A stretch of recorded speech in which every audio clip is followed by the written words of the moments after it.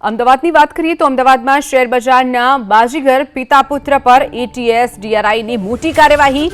ATS ડીઆરઆઈના 18 કલાકના search ઓપરેશનમાં 87 કિલોથી વધુ સોનું જપ્ત કરવામાં આવ્યું છે, જ્યારે 19 કિલો 663 ગ્રામની જ્વેલરી પણ સર્ચ દરમિયાન એજન્સીઓને હાથ લાગી છે। 1 કરોડ 37 લાખથી વધુની રોકડ રકમ પણ સર્ચ દરમિયાન હાથ લાગી છે। તમામ મુદ્દામાલ તપાસ એજન્સીઓએ સીઝ કરી છે। બજારના બાજીગર મહિન્દ્ર અને મેઘ શાહે આવિષ્કારમાં ફ્લેટ રાખ્યો હતો ભાડે।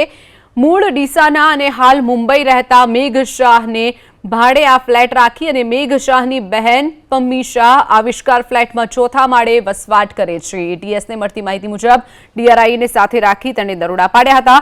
એટીએસ ડીઆરઆઈએ પ્રથમ બહેનના ઘરે દરોડા પાડ્યા હતા અને બાદમાં ફ્લેટ નંબર 104માં પણ દરોડા પાડ્યા હતા।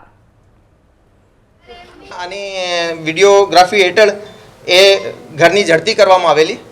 ઝડપી કર્યા પછી લગભગ 87.920 કેજી ગોલ્ડ બાર્સ જે બ્રિક ફોર્મમાં છે, સાથે સાથે 19.663 કેજી જ્વેલરી જેમાં એ જ્વેલરી મળી આવેલ। આમ ટોટલ કરીને 107.583 કેજી સોનું અને ઝવેરાત મળી આવેલ।